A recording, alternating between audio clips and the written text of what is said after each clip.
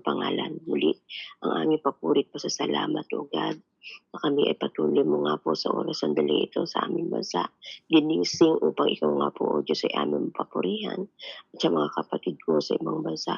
Andun nga po na sa kabila ng kanilang kaabalahan, na ibibigay ang oras sandaling ito para sa iyo at ikaw po nga po, O Diyos, sa aming pagninilay ng iyong mga salita, O Diyos, ay patuloy na nagpapasalamat kami na binibigyan mo ng linaw sa aming puso at isipan ang iyong mga salita, O God, at ito po, O Diyos, ay hindi nagbibigay din po sa amin ng patuloy na kung saan ay alituntunin para mamuhay na kung saan ay mga taong iyong tinubos mula dito sa mga mundong ito na kung saan ay andun na nga po ang patuloy na gumagawa kami na kung saan ay sa kung titingnan nga po, Panginoon, na you are living in the fallen world, Panginoon. Salamat, Panginoon. Binigyan mo kami ang aming mga buhay na kung saan ay sa aming pag-aaral. Ikaw nga po, O Diyos, na kung saan, Lord Jesus, ay binibigay namin nga po sa pag-aaral namin ito ang aming buhay bilang as a living sacrifice, Panginoon. Mahalaga po, O Diyos, na kami nga po, O Diyos, ay patuloy na hatakin mo mula, sabi nga po, sa pag-aaral ng mga salita ay ito aming maisabuhay. From theoretical study to practical living, Panginoon, ito ay naisin mo at sa aming pag-aaral na ito ay patuloy nga po kami mamumuhay sa araw-araw na may pananampalataya sa iyo, Panginoon. Kaya salamat po, O God. Muli po, sabi nga po na ang kapatid, ang patuloy na paglilinis, pagdalisay sa amin, bago kami mag-aaral na yung mga salita. Hindi na talaga namin aming mga sarili sa iyo upang kami iyong hubugit linisin sa lahat ng kasamaan, karumihang nakikita mo sa aming katauhan. We are living in this fallen world, Panginoon. Kaya kami nga po, O Diyos, ay andon ako sa prone to temptation, prone na gumawa ng mga bagay na hindi namin kung sa ipigilin sa mga bagay na kung sa hindi nakakalugod sa iyo. Kaya patuloy na kasi at samahan kami ng Santo Espiritu upang siya nga po ang God to empower us, Holy Spirit, para ngayon siya nga po mag-lead and mag-guide sa amin sa bawat sandali ng buhay namin upang kami mabuhay ng matuwid ayon sa iyong naisin, O God. Salamat po, Panginoon. Tunay na sa iyo lamang kapuri at pagdakila sa ngalan po na Panginoon Jesus. Amen and amen. Basahin po natin aklat ng Roma chapter 12. Ito po pala isang chapter lamang po ang kabuuan na kung saan mayroon tayong 21 verses, pamumuhay ng Kristiyano.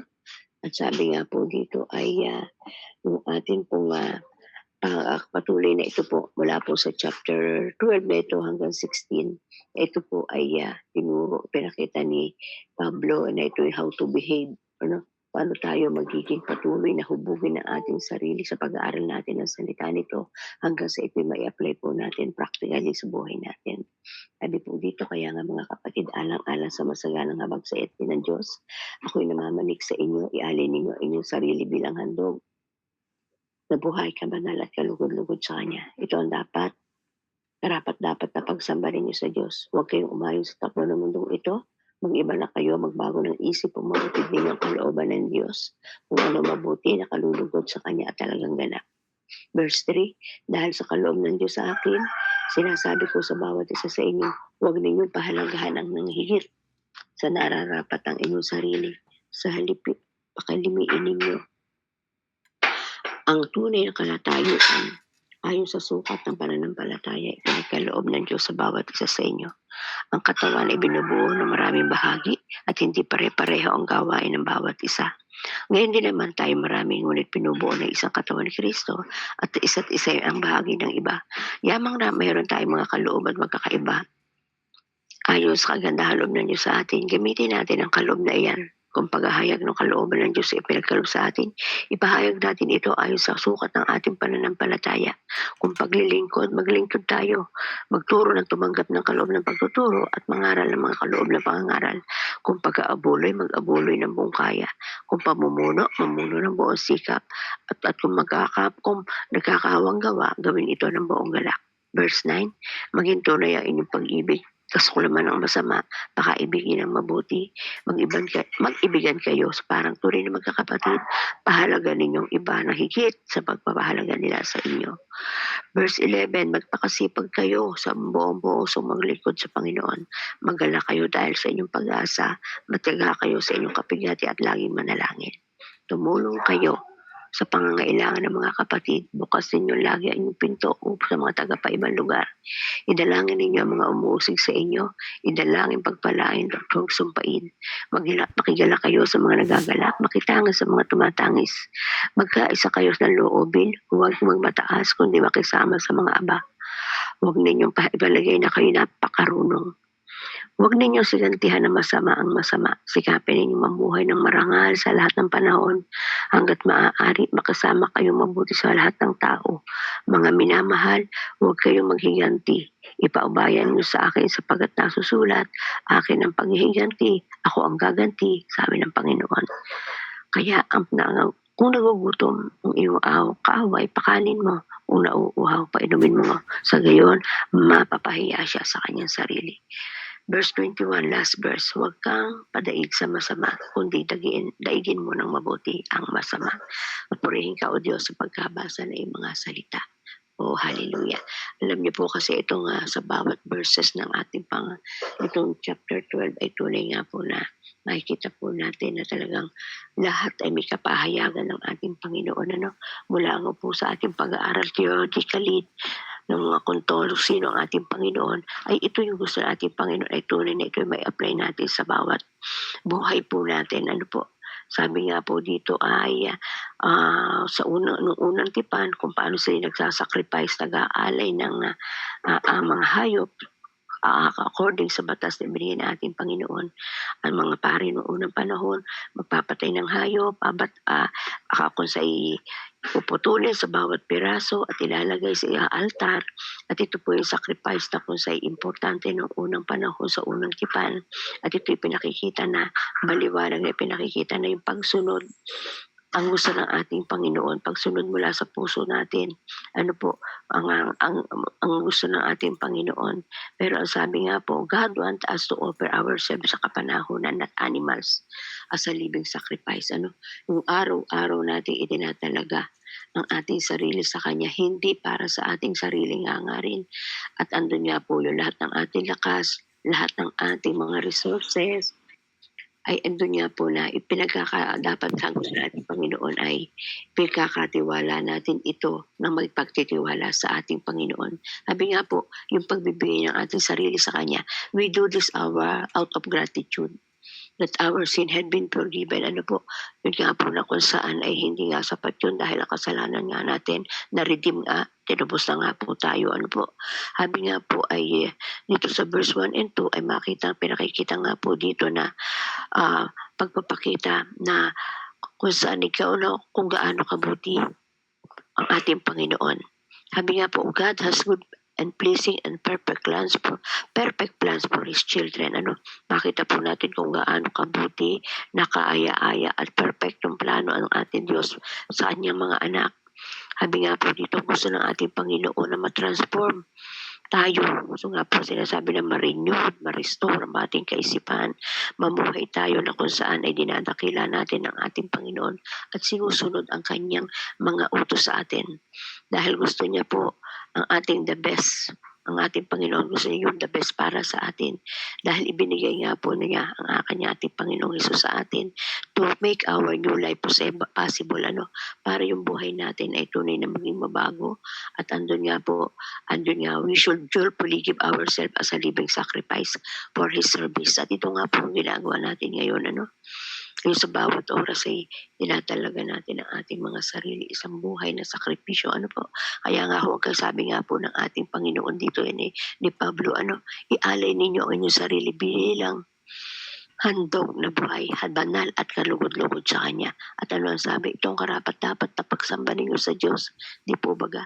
Hindi po yung mga sakripisyo, hindi nga lang po kung saan kagaya nung ginagawa nung una na kung saan ay sakripisyo ng mga hayop, kundi sa ngayon ay yung atin ng buhay talaga ang ating ibibigay na kung saan ay maging kalugod, iaalay sa ating Panginoon na maging kalugod-lugod sa Kanya.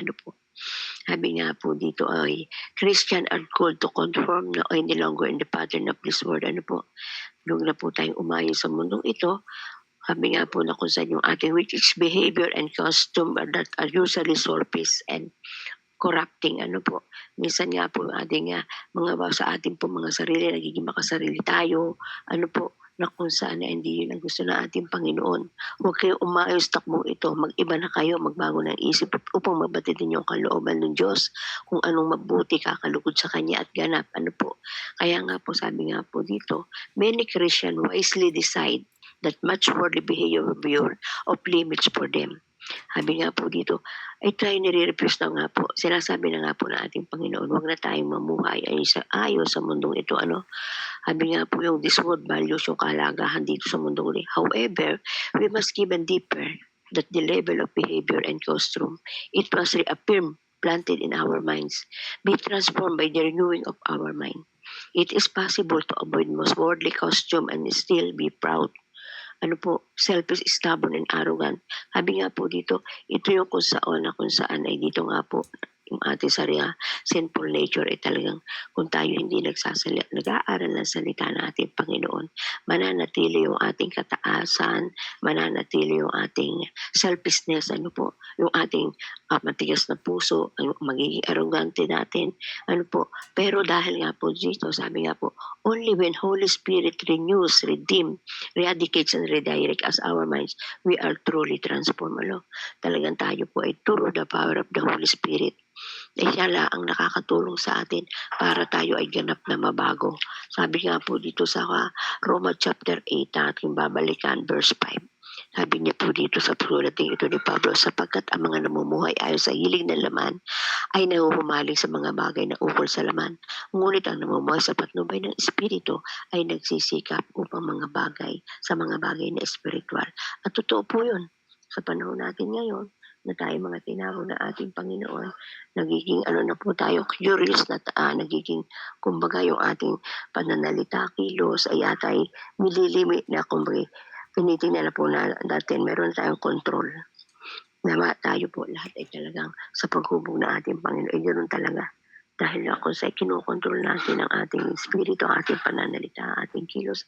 Dahil yun nga po ang gusto ng ating Panginoon sa pagkakatawag sa atin as we are offering ourselves as a living sacrifice sa ating Panginoon. Ano? Kaya nga sabi nga po dito sa verse 3, dahil sa kaloob ng Diyos sa akin, sinasabi ko sa bawat isa sa inyo, huwag ninyong pahalagahan ng higit sa nararapat ang inyong sarili, sa halip, pakalimiin ninyo ang tunay ninyong katatayuan ayon sa sukat ng pananampalataya ipinagkaloob ng Diyos sa bawat isa sa inyo. Healthy self-esteem is important because some of us think too little of ourselves. Minsan, kumbaga, yung natin sa ating sarili, hindi ko yung kaya, ay ganito lang ako. Pero sa isang banda, sabi nga po dito, some of us overestimate naman. Yun namang iba ay sobra naman na kumbaga ino-overestimate yung sarili. Na hindi niya atin alam na kung saan kumbaga habang tayo lumalago, wag natin na kung saan dahil tayo po tinuturuan ng ating Panginoon. Ang gusto ditong paliwanag ni Pablo ay tayo nga po ay wag natin na kung saan yun nga ang tunay natin na kung saan ay yung pananampalataya pinagkaloob ng sa bawat isa sa atin, ito po yung susi para magkaroon tayo ng tama, yung matapat and accurate evaluation of knowing the basis of ourselves. Kung paano tayo kahalaga sa harap ng ating Panginoon. Yung identity natin mula sa ating Panginoon. Apart from Him, we aren't capable of very much eternal standard. Sa Kanya po, sa ating Panginoon, tayo po ay mahalaga, we are valuable, we are capable of worthy service. At ito po yun. Tayo, bawat anumang kakayahan natin pinagkaloob sa ating Panginoon, we are worthy, tayo mahalaga sa ating Panginoon. At kaya natin na kung saan ay ibigay yung anong meron tayo. Sabi nga po, evaluating yourself by the worldly standard of success and achievement can cause you to think too much about your worth in the eyes of others, and thus miss your true value in the eyes of God. Sa mata ng Diyos, yun lagi ang dapat nating makita. Huwag nating tingnan yung sasabihin ng ibang tao, kundi makita natin ay kung paano tayo pinahahalaga ng ating Diyos na sa mata niya ay kung ano yung kaloob na yung binigay sa atin, mahalaga yun at yung kaloob na yun sa atin, gamitin natin. Kumbaga, para sa ikaluluwalhati ng ating Diyos, yun to the fullest, ihaandog natin ng buong puso, kaya nga po, minsan nga po dumadating sa atin na sabihin natin ako'y napapagod na, ako ay kumbaga nababurn out na sa ginagawa. Pero mga kapatid, ang sabi nga ng ating Panginoon, yung kaloob na yun ng sa atin ay pahalaga natin at gawin natin yung to the fullest na maiaalay natin ito sa ating Panginoon dahil siya yung nagbigay sa atin ito. Habi po dito, ang katawan ay binubuo ng maraming bahagi at hindi pare-pareho ang gawain ng bawat isa. Gayon din naman tayo marami ngunit nabubuo ng isang katawan ni Kristo at isa't isa'y bahagi ng iba. So, anong makita natin? Paul uses this concept of the human body. Yung ginamit dito yung konsepto na tayo katawan, yung katawan natin, to teach how Christians should be lived and work together. Para turuan tayo kung paano tayo magkakaisang gumagawa at kumilos. Like take for example, dito na po sa ating mga platform. Di ba merong aawit, may magpe-preside, merong kung saan ay magpapatotoo, may pagbibahagi ng salita ng Diyos, may mananalangin sa kabuuan. Ito po yung mga bagay na kung saan nakita natin na tayo ay parte ng katawan ng ating Panginoong Jesus. Para tayo ay mabuo ang isang ganitong platform, we live and work together. Kasama nga po, kagaya nga po, just as the part of the body function under the direction of the brain, gagawa sa pamagitan ng pagtuturo ng ating kaisipan. So, Christian are to work together under the command of authority of Jesus Christ. Yung kung paano ang ating Panginoon ang siyang nagkukuman para po tayo sa pamagitan ng ating isip na parang ating Panginoong Jesus, kung paano tayo gagawa ng nagkakaisa. Dahil may kanya-kanyang function nga po na tayo dito sa mundong ito na tayo tinawag ng ating Panginoon.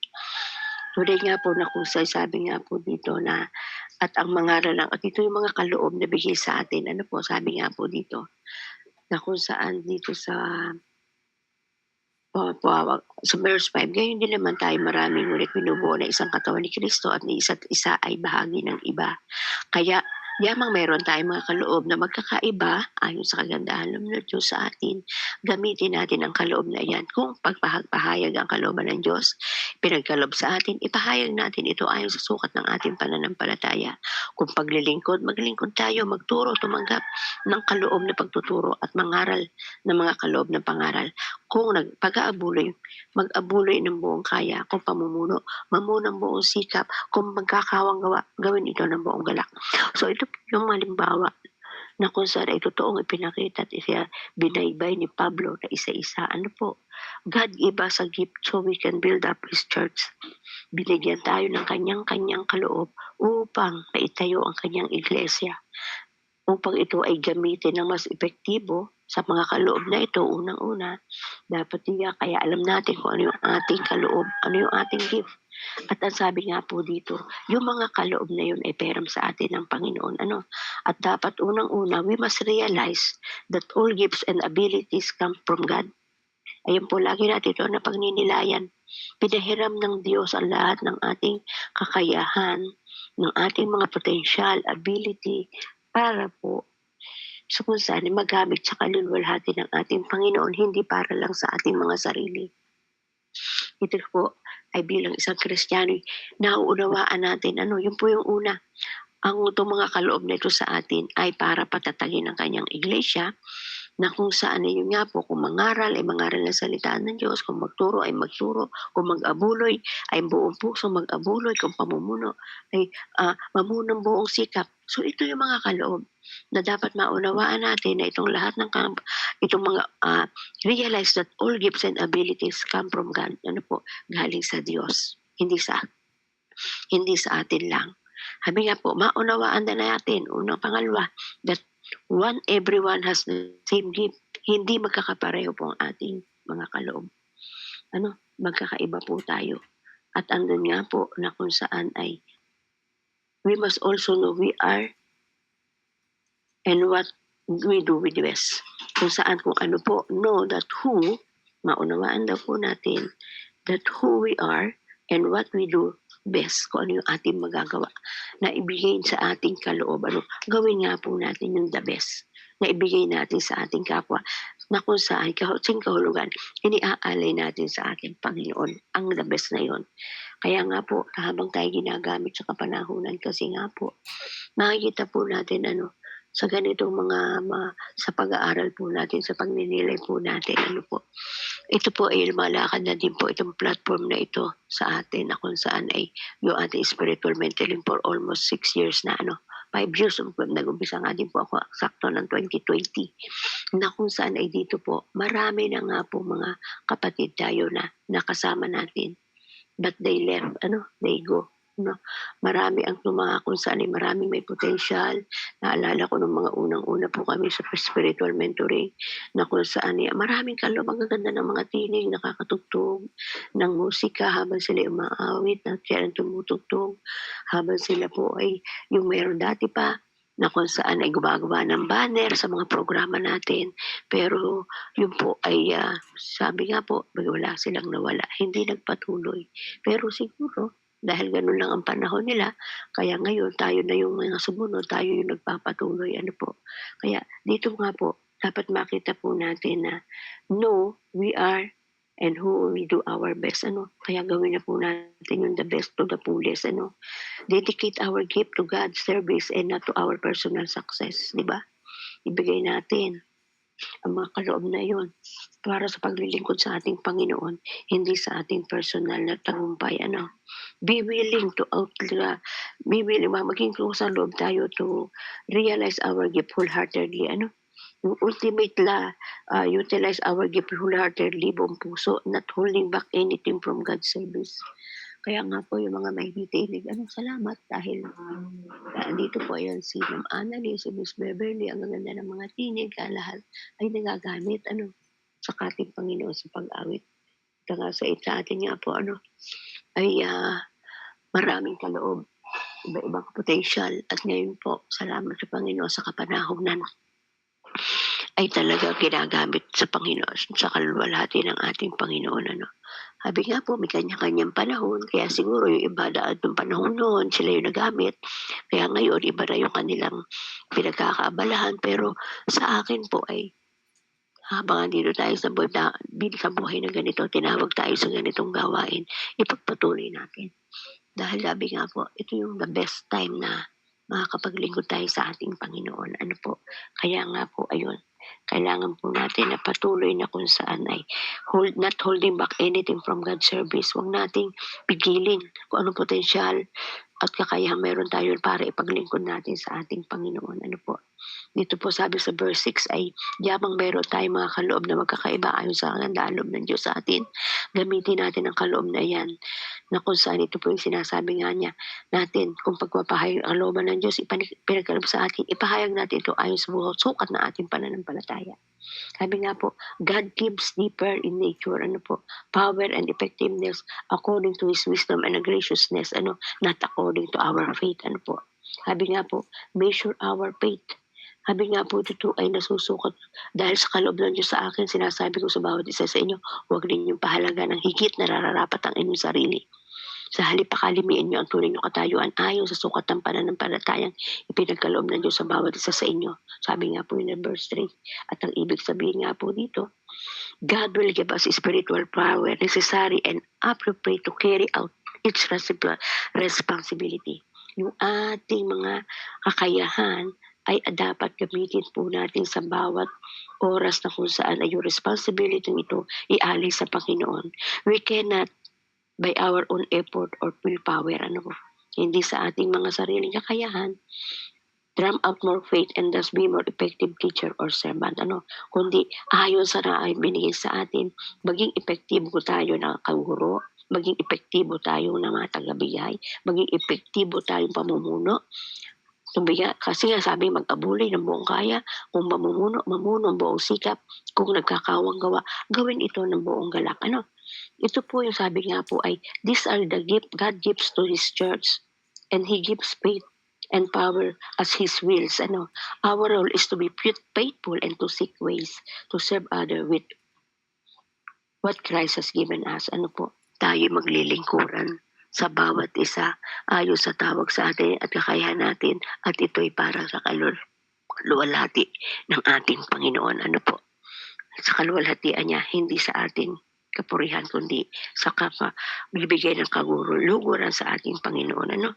Kaya nga po itong mga listahang ito ng mga kaloob na ating binanggit, kung saan makita po natin, isipin nga po natin kung ano-anong iba-ibang klase ng tao na meron tayong nakakahalubilo na may kakanya-kanyang kakayahan. Ano po? Sabi nga po dito ay yung kung saan ay kung saan ay sa paglilingkod natin. Ito yung halimbawa, isang guro, teacher are clear thinker, ano. Sila po yung malinaw na taga-isip kung ano yung mga dapat gawin. Encourager na how to motivate others. Sila po yung nagbibigay na encourager. Kung ikaw naman ay isang propeta, ito po ay kung saan ay yung faithful ka sa pagkatawag sa iyo. Ikaw po ay maging loyal sa iyong pagkatawag sa iyo ng ating Panginoon. Sabi nga po, leaders are good organizer and manager. Ano po? Kagaya nga po dito, na kung saan ay dito sa ating pong platform na ito, sino po si Sister Babe ang binigyan na kung saan ay siya yung nagmamanage how to handle this platform. Ano po? Kaya nga sabi, those who show mercy are caring people who happy to give their time in others. Leaders are good to organizer and manager. Kung paano ma-manage ang isang grupong ganito. Ang kung isang sabi nga po dito, those who show mercy are caring people who are happy to give their times to other. Ano po? Ibinibigay yung oras, panahon para sa ating kapwa. And it will be difficult for one person to embody all these gifts. Ano po? So, merong mga kaloob, meron pong mga kapatiran tayo na maraming gifts. At ito naman ay namamanage niya kung paano ito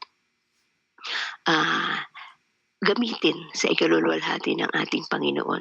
Dahil nga po maraming potensya at kakayahan at tunay nga po dito sa ating mga platform, ma-assert natin kung sino-sino yung mga tao na kung saan ay maraming kaloob.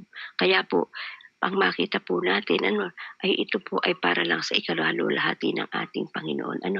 We are God's family. Pamilya tayo ng ating Panginoon. So, use our gift sa ikaluluwalhati ng ating Panginoon. At the same time, sabi dito, realize that your gift cannot do the work of the church alone. Hindi po yan magagamit na kung saan sa mga kaloob na yon, kundi sa isang iglesia na sa sarili. Sa bawat isa sa atin, hindi natin magagamit lang sa ating sarili yon. Be thankful for people who gifts are completely different from yours. Di po ba?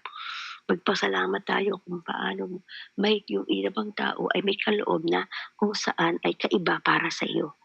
Let your strength balance their weaknesses. Kaya nga po tayo, ito yung pagsasama-sama natin, ito yung pagpapalakasan natin, na kung saan ay tayo ay nagbibigay ng kung saan encouragement sa iba.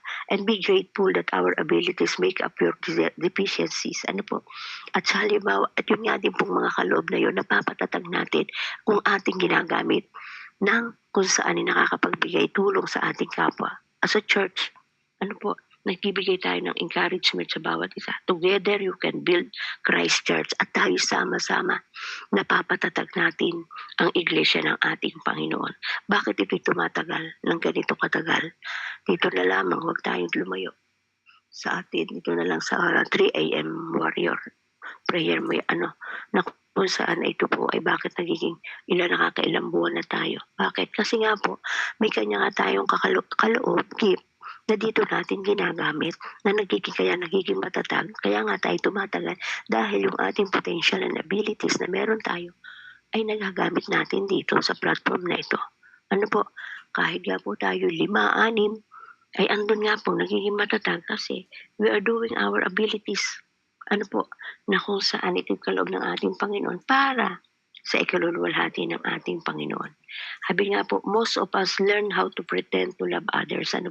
Dito po sa verse 9, ito po yung sila, maging tunay ang inyong pag-ibig. Sa kasukalaban ninyo ang masama, pakaibigin ang mabuti. Ito po yung sinasabi na marami po ang nagpe-pretend na nagmamahal. How to speak kindly, avoid hurting their feelings and appear to take an interest in them. We might even be skilled in pretending to feel moved with compassion when we hear of others' need or to be indignant when we learn of justice. Pero sabi nga po, God called us to real and sincere love that goes for beyond pretense and politeness. dapat maging totoo po tayo na tayo maging mabait, mapagbigay. Mabiit tayo na kung sa'y tunay, yung genuine na tunay tayo ay yung pagbibigay natin ay meron ka talagang yun ay mula sa puso natin. Ano po, maraming salamat sa ating Panginoon dahil tunay nga po sa ganitong mga pagkakataon na ituloy na dumadalo yung biyaya sa atin ng ating ako bilang isang tagapanguna, pastor na ito yung kaloob ng Diyos ay salamat sa inyong sa mga kapatirang ito na kung saan ay may mga pagkakataon nakakatanggap ako ng hindi ko inaasahang gift mula sa Panginoon at kayo yung ginagamit na instrumento. Kaya po yung ito ay tunay na appreciate ko at tunay na ang papuri ko kay God ay gano'n na lamang. Ano po, hindi tayo magkakakilala personally pero sometimes yung love gift na natatanggap ay tunay nga po na papuri pa sa salamat lagi sa ating Panginoon. Ano po, kaya nga po sabi nga po dito, wag po tayo na kung saan, when we may even skilled in pretending to feel moved from compassion, when we hear an other's need, or to become indignant when we learn injustice, nagbibinabalang bahala natin. But God call us real and sincere love that goes far beyond pretense and politeness. Tinawag tayo ng Panginoon para maging totoo tayo, sincere na pagmamahal na kung saan ay tunay na yung ating ginagawa ay mula sa puso po natin. Sincere love requires concentration and effort. Yung totoong pagmamahal, kailangan talaga yung effort natin. It means helping other become other better people. Diba? Helping others. Sabi nga po dito, become better people. It demands our time, money, and personal involvement natin. Diba?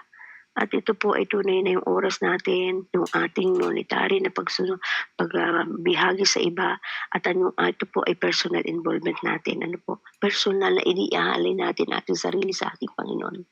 No individual has the capacity to express their love in the whole community, but the body of Christ to your town does. Tayo po yun, na kung saan ay nakakagawa, na kung saan ay binibigay natin yung the best ng pagkatawag sa atin ng ating Panginoon. Pagbabahagi ng ating kakayahan, pagbibigay na kung saan ay bukal sa kalooban natin yung ating ginagawa. Look for people who need your love. Sino nga po ba yung mga taong kailangan yung ating pag-ibig?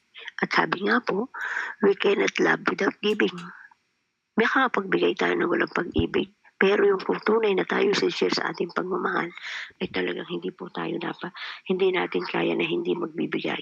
And look for ways your fellow believers can love your community for Christ. Kaya nga po yung pagbibigay natin yung mga kaloob na yun sa ating kapwa, yung mayroon tayo. Ito po yung pati binibigyan niya ang ating Panginoon. Di po baga? Sabi ng ating Panginoon sa kanyang salita. Nakulong ako, hindi niyo ako binisita. Nagutom ako, hindi niyo ako pinakain. Sabi ng kanyang mga alagad, Panginoon, kailan po namin din na ikaw ay hindi ka bigyan, di ba? Sabi ng ating Panginoon ay sa mga taong nangangailangan ng tulong. Kaya ayun po, salamat sa ating Panginoon. We are practicing in a different way. This way sa kung saan ay sa kapamaraanan kung paano tayo kinukumbig ng Holy Spirit. Sabi nga po dito ay magkaibigan kayo na parang tunay na magkakapatid. Pahalaga ninyo ang iba ng higit sa pagpapahalaga nila sa inyo. We can honor other in one of the ways. One involves ulterior motives, yung sariling motibo. We honor our bosses so they will reward us. Ito nga po, halimbawa tayo may employer, our employees so they will work together. The wealthy so they can contribute to cause. Ito po yung mayayaman na kung saan ay nagbibigay sila dahil andun lamang po na gusto nilang gawin. The powerful, they can use their power for us and not against us. God otherwise involves love. Yun nga po, mga tao nakakapagbigay sila dahil meron silang kayamanan, nakibibigay sila dahil gusto nilang matanyag, nagbibigay sila dahil gusto nila makilala sila ng tao. Pero ang Diyos, pag ang nagbigay, sabi nga po dito, ay may kaakibat na pag-ibig. Tayo bilang isang Kristiyano, we honor people because they have been created in God's image. Dahil alam natin nagbibigay tayo, yun ang gusto na kung saan ay meron na tayong love, ay kailangan po natin na kumbaga nagiging automatic ano, na kung saan ay talagang 'pag may nangailangan hindi tayo nagiging bulag at bili sa pangangailangan ng ating kapwa ano. At yun nga po yung gusto sa atin ng ating Panginoon ano. Because we are the brother and sister in Christ and because we have unique contribution to make church. Yung Christ Church, tayo nga po isang iglesia at ito'y kasama na sa pagkatawag natin sa atin. Ano? Yung nga po sabi, God's way of honoring others sound too difficult for your competitive nature. Minsan sabi nga po, meron po kasi nga, kumbagay, we are not try to undo one another in showing honor. Ano? Ang pagbibigay po natin ay hindi lamang i-honor, pag-honor sa sarili natin, kundi ang pagbibigay natin ay ino-honor natin ang Diyos sa buhay natin. At ang ating sabi nga po, sa lahat ng ating ginagawa ay parang hindi sa tao tayo nagbibigay, kundi para sa Panginoon. Kaya po, sa bawat ginagawa natin, ito nga yung sinasabing mamuhay tayo as a living sacrifice. Gumagawa tayo, nagmamahal tayo, dahil una tayo na kung saan ay minahal ng ating Panginoon at ginagawa natin yun dahil yun ay para sa kalulwalhati niya. At dito po makita po natin, habi nga po dito, isa pong bagay na panakita dito ni Pablo sa kanyang sulat, ano po?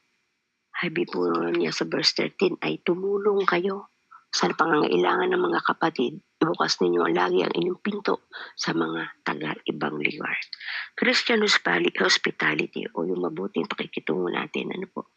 Tayong mga Pilipino, sabi nga po, we are hospital people. Hospitality yung ating pagiging mabuting pakikitungo sa ating kapwa. Ano po? Hindi pa kumbaga ito po ikaiba sa kung saan ikaw ay nagbibigay ng kung saan ay nag-i-entertain ka ng iba. Kundi ito po ay sa bawat nagbibigay. Halimbawa po, Christian hospitality differs from social entertaining.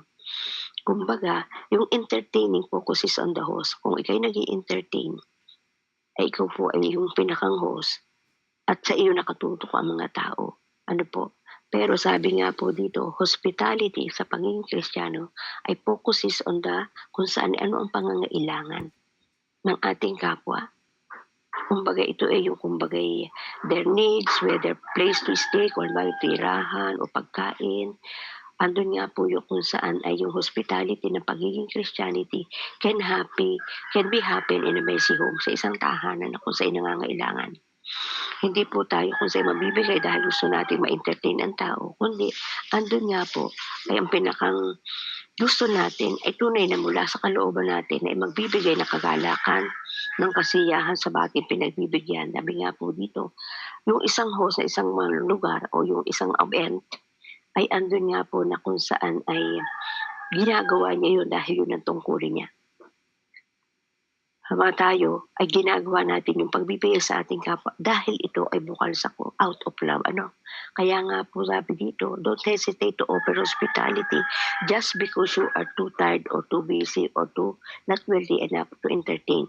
Pero ang dapat ginagawa po natin yun, nagagalak tayo na kung saan sa pakikitungo sa ating kapwa dahil bukal sa ating kalooban na bigyan sila ng mga bagay na kung saan ay kung sa pangangailangan nila at yun ay binibigay natin dahil mahal natin sila gaya ng pagmamahal sa atin ng ating Panginoon. Ano po? So kaya nga po, napakabuti ng ating Panginoon dahil sa mga generous heart ng kung saan ay binuo ng ating Panginoon sa bawat isa. Nagkatututo tayo na kung saan ay sa mga nangangailangan ay tunay na pinaabot natin kung anong ating pwedeng maibahagi sa kanila. Ano po? Kasama doon nga po yung ating potential na binigay sa ating Panginoon. Ano po? At makita po natin na kung saan ay pinakita nga po dito sa ating verse, huwag ninyong gantihan ng masama ang masama. 17 na po tayo. Sabi ng ating Panginoon, sikapin ninyong mamuhay ng marangal sa lahat ng panahon. Hanggat maaari, makisama kayong magbuti sa lahat ng tao. Huwag kayong maghiganti, ipabaya na sa Diyos ang sapagkat nasusulat akin ang paghihiganti, ako ang gaganti, sabi ng Panginoon. Sabi nga po dito, this verse summarize the core of Christian living. Ito po yung paano tayo mamuhay ng isang Kristiyano. If you love someone the way Christ loved us, we will be willing to forgive. Tayo matututo na kung saan ay matuto na tayo magpatawad. At nawa, talagang ito may apply natin. Wala na tayong hatred, wala na tayong bitterness, kundi mamaragi na lang sa puso natin ay paano natin bibigyan kaluguran ng ating Panginoon sa pamagitan ng ating kapwa. Sabi nga po, kung dahil nararanasan natin ang God's grace, we will want to pass it and to others. Remember, grace is undeserved favor. Yung grace na yun ay sabi nga po, unmerited favor sa atin ng Panginoon. By giving an enemy a drink, kung paano natin bibigyan nga po ng kung saan kaaway natin ng inumin. Doon nga po na kung saan recognizing Him, na kung saan ito po ituro sa atin. Minsan pag tayo nananaig pa sa atin, ang simple nature natin, hindi natin magawa. Na mahalin natin yung ating kaaway. Sabi nga po, loving Him in spite of His sins ang ginawa sa atin, just as Christ did for us. Diba? Kagaya nga po tayo makasalanan, inibig tayo ng ating Panginoon. Kaya nga po, yun na itinuturo din sa atin, sa mga taong nakapalibot sa atin, gumawa sa atin na hindi maganda. Diba ganun din tayo sa harapan ng ating Panginoon, sa ating Ama. Pero hindi po din anak. Kita nga po yung halimbawang ginawa. Isinugo ang kanyang butong na anak. Kaya dapat ito yung maunawa na atin. Huwag tayo magtanaw. Wala na dapat sa atin yung pagtatanim ng sama ng loob, hinanakit, yung inggit, lahat ng yan. Pinugo sa atin Panginoon. Kaya dapat ay, just as Christ did, kagaya ng ginawa sa atin Panginoon Jesus, ganoon din ang gawin natin sa ating kapwa. Sabi nga po dito ay sa panahon po ngayon, andun nga po na po sa andito yung paalala ni Pablo sa atin, kumaon, tinuturo sa atin, sounds almost impossible when someone hurt you is so deeply, parang imposible nga po na kung sa'yo nakasakit sa atin ng sobra. Sabi nga po dito, ay parang hindi deserve na gano'n dahil yung ginawa sa atin. Pero andun nga po, napaalala ito sa atin ng ating Panginoon. Paul says to be friend with them. Bagi makapa na kung sa'yo kaibiganin natin sila, yung mga umuusig sa atin, huwag natin paghigantihan yung mga gumawa sa atin nang hindi pa tama. Forgiveness may break a cycle of retaliation o yung paghihiganti, yung pagpapatawad ay maputol yung cycle na kung saan ay paghihiganti sa buhay natin. Ito po yung nagdudulot sa atin ng mutual reconciliation. Maaari yung nakakasama sa atin ng kalooban ay hindi kagaya natin na tayo natututo na, pero ayun pa rin ay tinuturo sa atin. It may make the appeal na kung saan ay, sabi nga po, mapapahiya sila sa sarili nila. Kung tayo ginagawa na nating mabuti, yung gumagawa sa atin ng masama, ay sila sa sarili nila ang makaramdam, na kung saan ay sila ay kumbaga sabihin natin, mag-guilty siya, mapapahiya sila sa kanilang sarili. Kung sa paano na kung saan ay, sabi nga po dito, repaying evil to evil hurt you just as much as hurt your enemy, even if your enemy never repent, forgiving him or her will pray you. Tayo sa atin po, ang magkakaroon po tayo na kung saan makakalaya tayo sa heavy loads of bitterness, yung kapaitan sa buhay. Kung sila ay ganun pa rin, galit pa rin sa atin yung nakasama sa atin ng loob, at tayo naman pinatawad na natin sila, so sila ang talo. Tayo, nagpatawad na. Wala na tayong kabigatan sa loob natin. Kaya nga po, ito po ay at totoo yun, at doon natin makakamit talaga yung kapayapaan sa puso natin kung tunay na nagpatawad na tayo sa ating kapwa. Dahil tayo po magkakaroon ng favor. Mawawala na tayo. Kasi nga kung ikaw ay galit, samaan loob, halimbawa, nakita mo siya, narinig mo yung tinig mo, sino ang talo? Di ba tayo rin? Kasi hindi naman nung alam na kung kagalit mo na, nagpupuwis ka sa galit, ay ikaw ang makusaan andun, ikaw din ang nasasaktan, ikaw din sa sarili mo, ang pinahihirapan mo. Ngayon, kung pinalaya mo ang sarili mo, pinatawad mo siya, sa harapan ng ating Panginoon, di ba? Ang sarap bitbitin sa puso natin. Na kung saan sabi nga po dito ay, yung ating pagpapatawad involves both attitude and action. Po? Yung ating attitude, yung ating pag-uugali ay dito makikita, sa pamagitan ng ating paggawa. Kung sabi nga po, if you find difficult to feel forgiving towards someone who hurt you, try responding with kind action. Ganun ang gawin natin. Maging mabuti tayo sa kanya. Kung ating pilitin natin, dahil yun ang atis ng Panginoon sa atin. Yung ating attitude and karakter, na kung saan ay yun ang kanyang gusto, yun ang itinuturo na sa atin ng salita ng ating Panginoon, ano. Tumulong tayo sa kanya in other way, ano, kung sino yung ating mga kasamaan ng loob, ano. Sabi nga po, bigyan ng kaloob, anong puwede nating ibigay sa kanya na kung saan ay makakagalak sa kanya. Ngitian natin siya kung halimbawa ay nakakasalubong natin at sabi nga po, many times you will discover the right action lead us the right feelings, 'di ba? Yung tamang pagkilos natin, yung right attitude natin, eh, tayo din po ang gain nito dahil yung ating pakiramdam gumagaan. Kasi nga po kung mabigat ang kalooban natin sa kapwa natin, mo mag-uumpisa yan ng stress o 'di ba, ikaw ang magmumukhang matanda, ikaw lang kung saan ay magkakasakit sa sarili mo. Pero kung ikaw ay mayroong forgiving heart sa ating puso, sa mga kung saan ay nakapasakit sa atin ng damdamin, eh di ba tayo ang magiging sa sarili natin. Ano? Kaya nga po dito sabi nga ay forgiveness involve both sa attitude and action. Kailangan kumikilos po tayo na kung saan ito po yung bigay sa atin ng ating Panginoon. Ano? Na kung saan ay yung tamang pakiramdam, feeling natin, basta tayo walang sama ng loob, 'di ba ang sarap ng pakiramdam, parang ang lusog-lusog natin. Kundi kung wala tayong kasamaan ng loob, palagi tayong masaya, andun sa puso natin mayroon tayong sinasabi ko lagi na inner peace, inner joy, inner strength. Bakit? Kasi nga po, payapa yung kalooban natin, nagkaroon tayo ng forgiving heart. Ano po, wala tayong bitterness na dinadala at yun yung magdadala sa atin na makita na kung saan ay iba nga pala itong tao ito. Bakit dati ganyan-ganyan, ginawa ko ng ganito, pero kabutihan yung ginawa sa akin sa ating mga hindi dating mga nakasamaan ng loob. Kaya po, ito pong chapter 12 na ito ay napakaganda na kung saan ipagnilayan po natin. Ano sabi nga po natin ano, ng ating Panginoon na sa kung sino man tayo nakagalit natin, eh huwag tayo maghiganti. At yun po naman, ay tunay na kung saan ay may revenge pong ginagawa si Lord. Pero hindi naman natin ikatutuwa yun, di ba? Pero naaawa ka sa kanilang mga ginagawa na kung sa hindi tama sa iyo. Pero pag si Lord ang nag-revenge, ang mapipil mo naman, Lord, nakakaawa naman. Ano po, dahil bakit? Na kung sa dahil meron na nga po tayong love sa puso natin, iba na nga po natin yung ating attitude and character.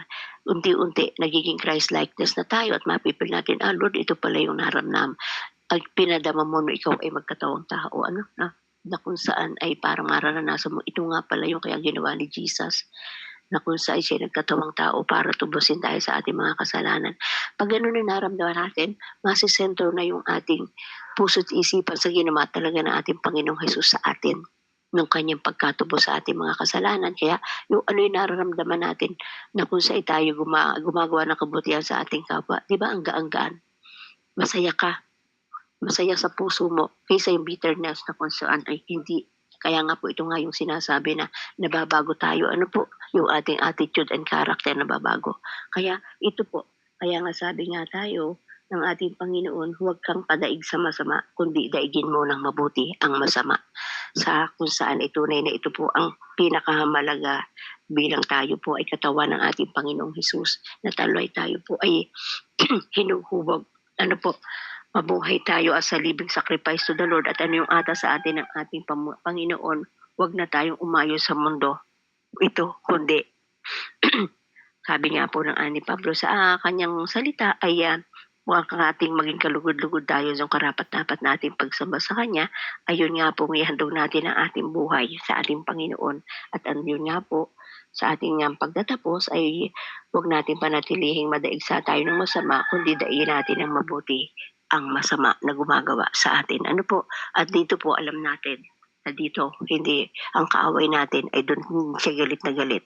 Kaya hayaan natin na ang diablo ang gumawa tayo ng gumawa ng ayos sa naisin ng ating Panginoon at yun ang magbibigay kaluguran sa atin at yun naman ang ikagagalit ng diablo sa ating mga ginagawa. Kagaya ng ganitong ating ginagawa na sa ganitong oras sandali, nagninilay, pinag-aaralan, nananalangin, sumasamo sa ating Panginoon.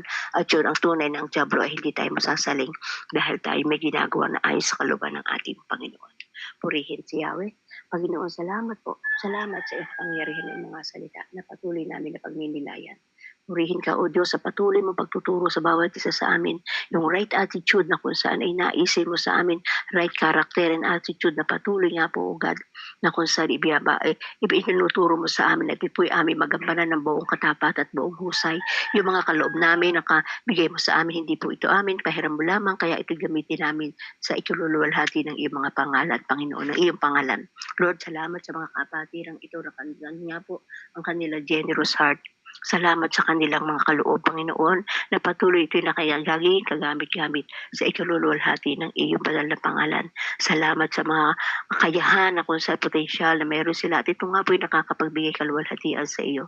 Lord, wag mo pong ipahintulot na ito po'y maagawin ng kaaway, wag pahintulot na ito po, O Diyos, ay na kung saan ay magsawa kami, bagkus ito po'y lalo pa namin gawin namin ang to the fullest sa aming makakaya ang lahat ng kaloob mo'y maibigay kaluwal namin sa iyo ang kaluwalhati at parangal. Salamat, salamat po Diyos sa iyong papuri pagsamba sa pangalan ni Jesus. Amen and amen. Thank you po, Sis Waverly. Back to you po.